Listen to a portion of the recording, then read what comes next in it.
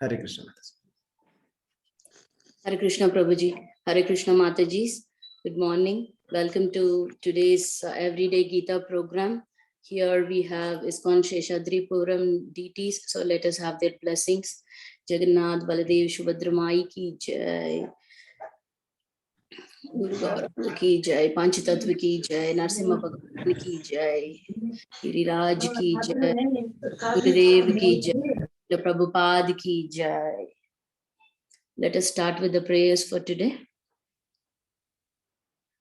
Om Ajnanatimirantasya Jnananjanashalakaya Chakshur Unmilitam Ena Tashmai Shri Guruve Namaha Nama Om Vishnu Padaya Krishna Prashtaya Bhutale Srimate Bhakti Vedanta Swamin Iti Namine Namaste Saraswate Deve Gauravani Pracharine Nirvishesha Shunyavade Paschatya Desha Tarine Jai Shri Krishna Chaitanya Prabhu Nityananda Shri Advaita Gadadara Shiva Shadi Gaura Bhakta Vrinda Hare Krishna Krishna Krishna Hare Hare Hare Rama Rama Rama Hare Hare. Hare Krishna Prabhujis and Matajis, please welcome to today's program.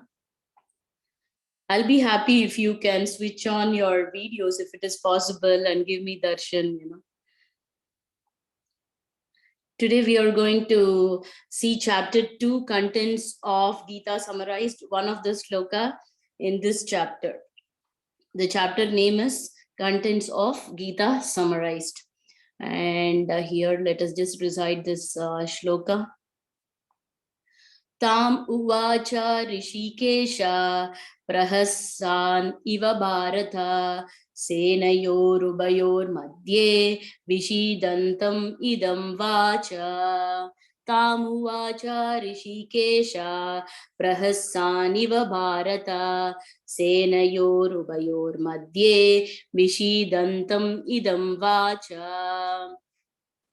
So these verses are said by Sanjaya, who has the divine eyes to see what is happening in the battlefield of Kurukshetra.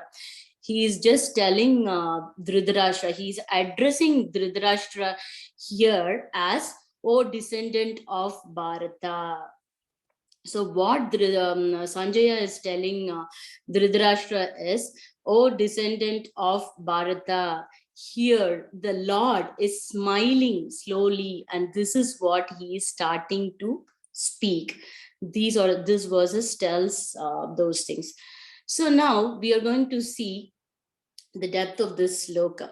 Arjuna, the chastiser of enemies, in the before sloka 2.9, yesterday we saw, he was saying, Govinda, I shall not fight.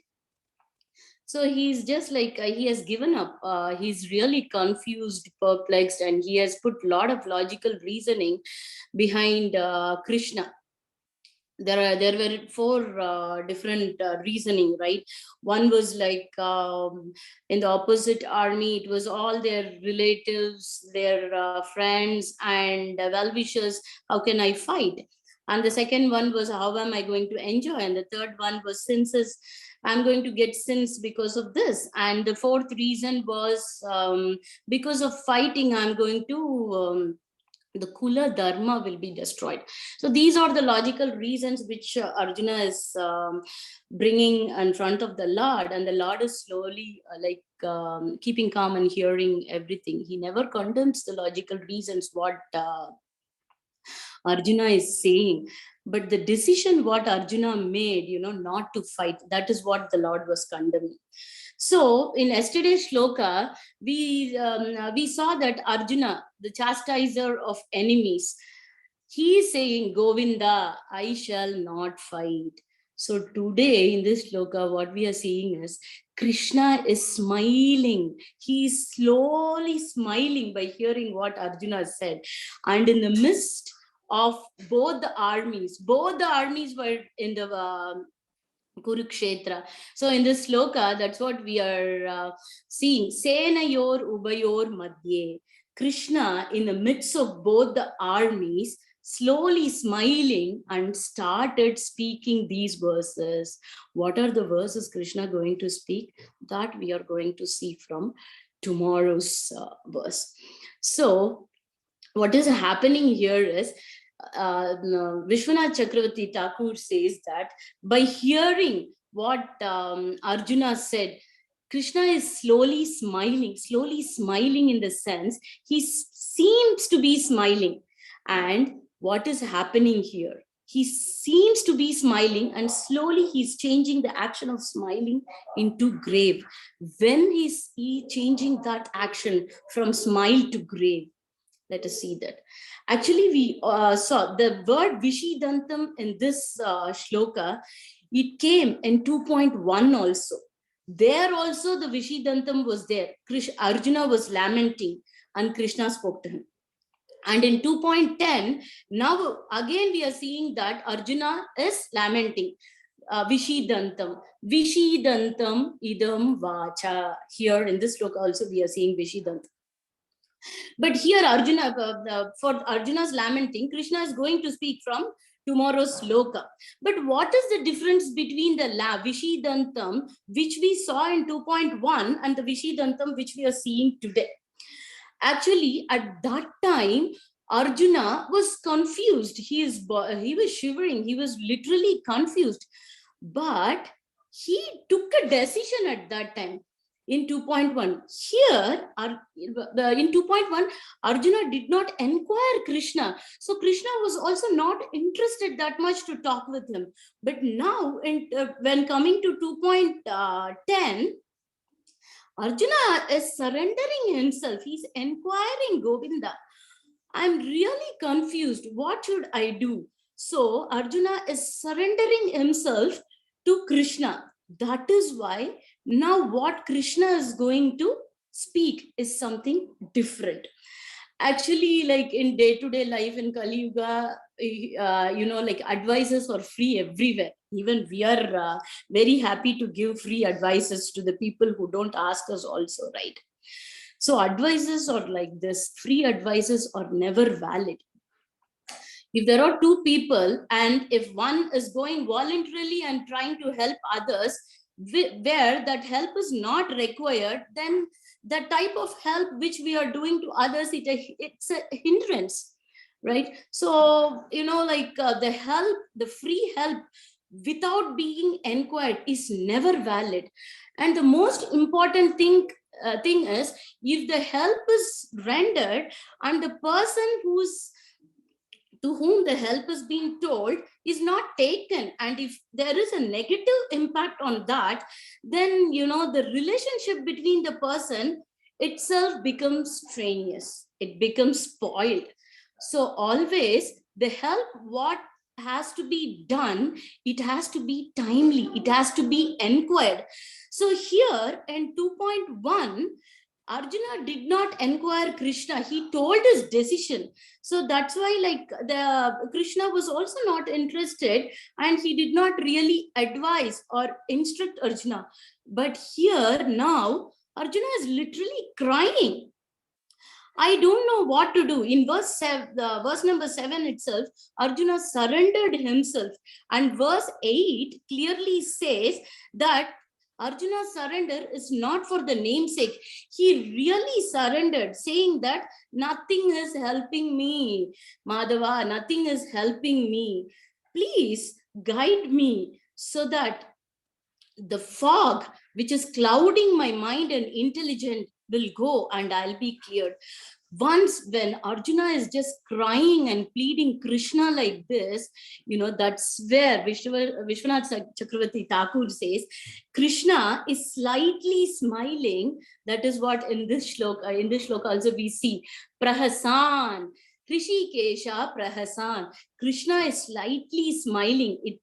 He is like as if, it looks as if smiling and slowly turning to grave by seeing Arjuna's action and surrendering. Slowly he's turning to grave. And now the both friendly relationship between Rishikesha, that is Krishna, the master of senses, and Gudakesha, Arjuna, the master of sleep, both are being friends and they are in the same platform, but now one is voluntarily surrendering to the other. So Krishna is smiling here, and now when the other is becoming a student, so Krishna is immediately accepting him as the student, and he takes the role as a spiritual master here. So what is like one more thing Prabhupada insists here is Krishna and Arjuna being so close friends doesn't mean that Krishna's supremacy is being challenged here. No one can challenge Krishna's supremacy. That is an idiot who does it. So Krishna is so merciful on us. Krishna is always the Lord of all. He's always the superior. He's always in the superior position as the master of everyone. But he accepts and plays the role accordingly to the desire of the devotees. If the devotees desire to be the father of Krishna, Krishna immediately takes the role of the son and plays that. And if the devotee desires to be the friend of Krishna, Krishna immediately takes the role of a friend and he acts that. That's what happened between Arjuna and Krishna here. So Krishna here is accepting to be as a Ratha Saradi to Arjuna. That doesn't mean this inferior, Krishna has accepted this inferior role, that then he is inferior. He's always in the superior position. Arjuna knows his supremacy very well. That's why he goes and surrenders to Krishna. In general, if you see, no one will go and surrender to a driver who's a Ratha Saradi. But Arjuna here knows the position of Krishna. So he goes and surrenders to the Lord, saying, please guide me. So by seeing this acceptance, by seeing this surrendering nature of Arjuna, Krishna is so moved. And that is why he is just smiling, as if he's smiling and changing his face to the grave. And he started taking the position of a spiritual master, and he accepts his Sishya and then started instructing his disciple like a master with the depth, with the gravity as it is required at that situation. So Krishna started to speak, and it is very interesting what Krishna is going to speak, that we will see from tomorrow.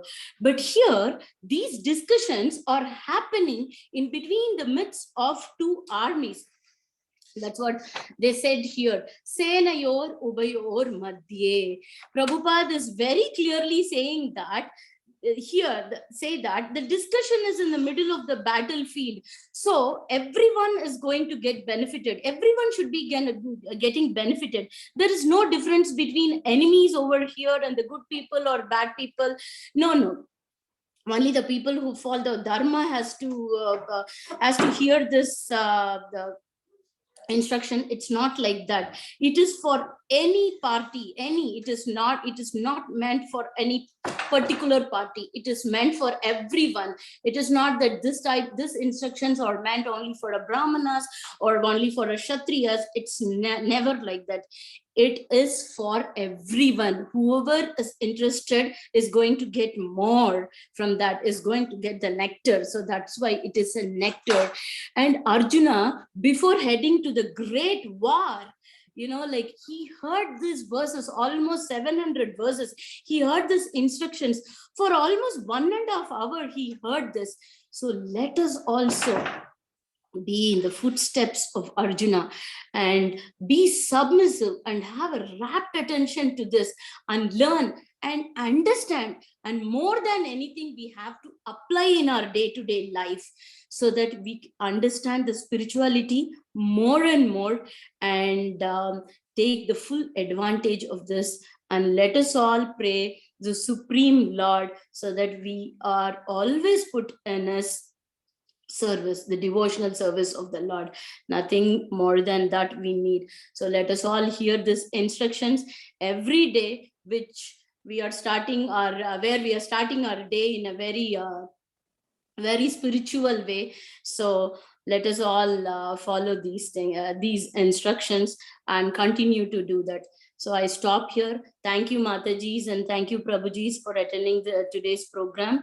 And if any doubts, you can just please ask, and any comments or anything to add on, please let me know. Thank you, Prabhuji. Hare Krishna, Mataji. Hare Krishna, Mataji. Can I have the darshan of that Lord's idol behind you, Mataji? It's a very attractive idol. Mataji, can I have darshan of you? I'm Sure. not able to see you. I'm not able to see you, Mataji. I have opened my video. video. Little, Mataji, can you take the camera little front? He wants. There you go. Oh, thank you, Mataji. You're very Hare Krishna. He's my Govinda. Can you see him? Yeah. Yes, Mataji. Thank you so much. Thank you for the darshan. Thank you so much. I'm blessed. Thank you, Mataji. You have to take his darshan of his lotus feet. Yes, Mataji. Thank you so much. I'm blessed. Thank you, Mataji. Thank you so much for attending the program. Thank you, Mataji. Thank you. Thank you. Hare Krishna. Thank you, Mataji.